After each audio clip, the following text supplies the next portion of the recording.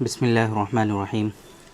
बहुत सारी female partner हमारे पास ऐसी तशरीफ़ लाती हैं जिनको ये कंप्लेंट होती है कि उनका जो मेल पार्टनर है, यानी उनका जो हस्बैंड है, उसको इरेक्टाइल डिसफंक्शन है। अब ऐसी कंडीशन में उसकी क्या रिस्पॉन्सिबिलिटी है, किस तरीक़े से उसको हम इनकरेज कर सकते हैं, क्या हमारा रवैया होना चाहिए, क्या हमारा बिहेवियर होना चाहिए, किस तरीक़े से हम मिल करके इस डिज़ीज़ को क्योर कर सकते हैं और इस परेशानी से हम जो पार्टनर हैं अपने आप को इससे बचा सकते हैं। ये बहुत ही परेशानी वाली बात होती है कि जब फ़ीमेल पार्टनर इस चीज़ को ले करके हमारे पास तशरीफ़ लाती है, तो ऐसी कंडीशन में हम उनको कुछ चीज़ें रिकमेंड करते हैं, कुछ चीज़ें बताते हैं। आज के इस वीडियो में हम आप लोगों को बताने की कोशिश करेंगे कि वो इम्पॉर्टेंट चीज़ें क्या हैं जो फ़ीमेल पार्टनर की तरफ से फ़ॉलो करनी चाहिए अगर मेल को इरेक्टाइल डिसफंक्शन हो जाए तो। वो क्या क्या चीज़ें हैं जिनको आपको हमेशा अपने जहन में रखना है, जिन बातों को का आपको ख़याल रखना है, उन सारी चीज़ों के बारे में आज के इस वीडियो में हम आप लोगों से डिस्कस करने की कोशिश करेंगे। मेरे बारे में तो आप जानते ही हैं, मैं हूं डॉक्टर निज़ामुद्दीन कासमी और पिछले 10 सालों से as a sexologist and infertility specialist हम वर्क कर रहे हैं। ये हमारा सेंटर सायरा हेल्थ केयर है, बाराबंकी उत्तर प्रदेश में सिचुएटेड है। हमारे यहाँ प्योर हर्बल मेडिसिन के थ्रू क्योरेबल ट्रीटमेंट देने की कोशिश की जाती है। अगर आपको इससे रिलेटेड कुछ इश्यूज़ हैं तो आप हमारे सेंटर पर तशरीफ़ ला सकते हैं। ये सायरा हेल्थ केयर बाराबंकी उत्तर प्रदेश में सिचुएटेड है। बाराबंकी बस स्टॉप और रेलवे स्टेशन से बिल्कुल वॉकिंग डिस्टेंस पर है। आप टहलते हुए आसानी से हमारे यहाँ तशरीफ़ ला सकते हैं। अगर आप दूर हैं, किसी दूसरी कंट्री में हैं, अभी नहीं आ सकते हैं, तब भी किसी तरह की कोई परेशानी वाली बात नहीं है। हमारे यहाँ ऑनलाइन कंसल्टेशन की फ़ैसिलिटी अवेलेबल है। हमारी वेबसाइट है www.sairahealthcare.com। इस वेबसाइट पर विज़िट करके आप दुनिया के किसी भी कोने से अपना अपॉइंटमेंट शेड्यूल कर सकते हैं और आप डायरेक्टली हमसे कंसल्ट कर सकते हैं। तो पहले तो हम बात करना चाहेंगे कि अगर किसी शख्स को इरेक्टाइल डिसफंक्शन होता है तो उसको फीलिंग क्या होती हैं, उसको कैसा महसूस हो रहा होता है, वो किन परेशानियों से गुज़र रहा होता है, कैसा वो फ़ील करता है वो शख्स जिसको इरेक्टाइल डिसफंक्शंस होता है, और जिसको ये इरेक्टाइल डिसफंक्शंस का शिकार जो शख्स होता है उसको क्या क्या फीलिंग आती हैं।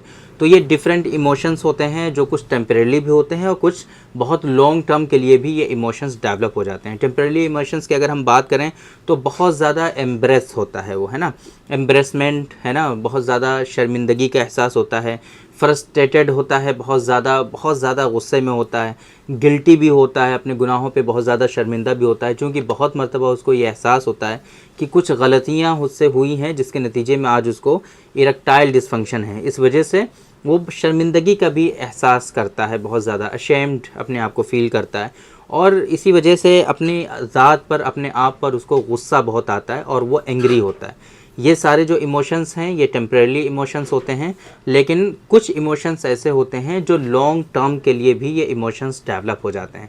लॉन्ग टर्म के लिए ये इश्यूज़ उसके अंदर डेवलप हो जाते हैं, जैसे कि आप लोग जानते ही हैं आजकल एंजाइटी, डिप्रेशन, है ना, स्ट्रेस, ये सारी चीज़ें उसको लॉन्ग टर्म के लिए ये फीलिंग उसके अंदर डेवलप हो जाती हैं, जिसके नतीजे में उसको बहुत सारे इश्यूज़ उसके हेल्थ से रिलेटेड आगे चल कर के डेवलप होते हैं। यही नहीं कि सिर्फ इरेक्टाइल डिसफंक्शन तो है ही उसको पहले से, है ना, लेकिन इसके अलावा उसके अंदर और भी बहुत सारे इश्यूज़ उसके हेल्थ से रिलेटेड डेवलप हो जाते हैं। तब ऐसी कंडीशन में कि जहाँ पर आपका मेल पार्टनर इन सारी परेशानियों से सफ़र कर रहा है, जहाँ पर वो बहुत ज़्यादा फ्रस्ट्रेटेड है, बहुत ज़्यादा अशेम्ड है, गिल्टी है, एंग्री है, बहुत ज़्यादा डिप्रेशन में है, एंजाइटी का शिकार है, अब ऐसी कंडीशन में आपको इनकरेज करना है। पहले नंबर पे जो सबसे इम्पॉर्टेंट चीज़ है, आपको अपने मेल पार्टनर से जो कम्युनिकेशन है, ओपन कम्युनिकेशन, उसके लिए आपको इनकरेज करना है।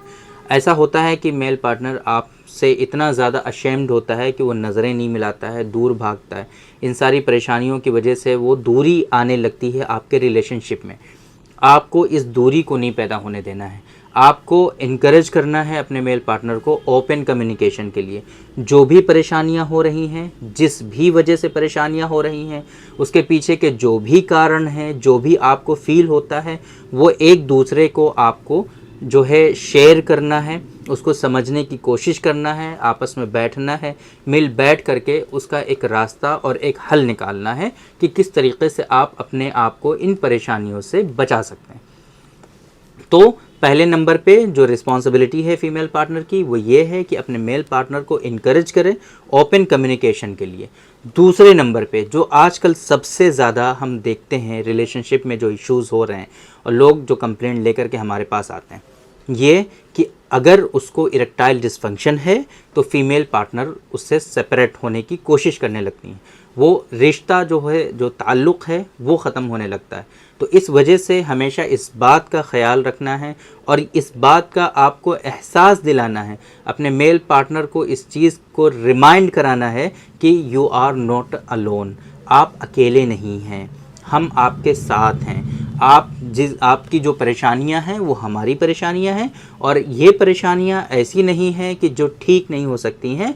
हम मिल करके इन परेशानियों से छुटकारा पा सकते हैं और इन चीज़ों से हम निजात पा सकते हैं। 2 चीज़ें हो गई। तीसरे नंबर पे इनकरेज करना है हेल्दी हैबिट के लिए। बहुत सारे फीमेल पार्टनर जो हैं वो उनकी आदत खुद ही बहुत ख़राब होती है, उनकी खुद ही हैबिट्स जो होती हैं वो बहुत हेल्दी नहीं होती हैं। तो ऐसी कंडीशन में अपनी आदत को खुद भी सुधारना है और मेल पार्टनर को आपको इनकरेज करना है कि आप जो है हेल्दी हैबिट अपनाएं।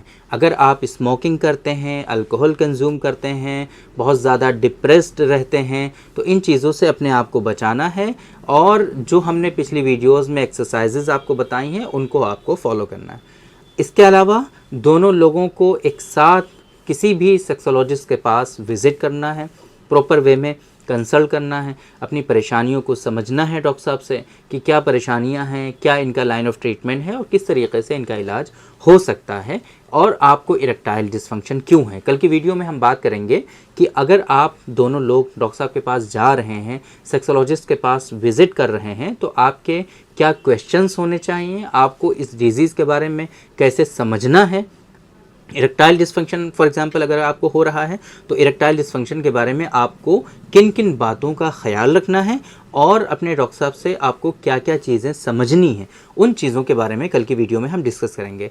इसके अलावा आपको जो है एक्सरसाइजेस वगैरह है ना, वो सारी चीज़ें हमने बताई जो करना है। एक चीज़ और है, हम लोग यहाँ पर बहुत बड़ी गलती करते हैं कि हम लोग अपने रिलेशन को सिर्फ जो है पूरा का पूरा डिपेंड कर देते हैं सेक्सुअल इंटरकोर्स पर। ये ऐसा हरगिज़ नहीं है। ये रिलेशनशिप का एक पार्ट ज़रूर हो सकता है बट ऐसा हरगिज़ नहीं है कि पूरा का पूरा रिलेशनशिप आपका सिर्फ सेक्सुअल इंटरकोर्स पर ही डिपेंड हो, ऐसा हरगिज़ नहीं है। तो एक पार्ट में अगर कमी है, एक पार्ट में अगर कोई परेशानी अभी फ़िलहाल चल रही है, तो ऐसा हरगिज़ नहीं है कि उस कमी की वजह से, उस प्रॉब्लम की वजह से आप पूरे के पूरे रिलेशनशिप को ख़त्म कर दें।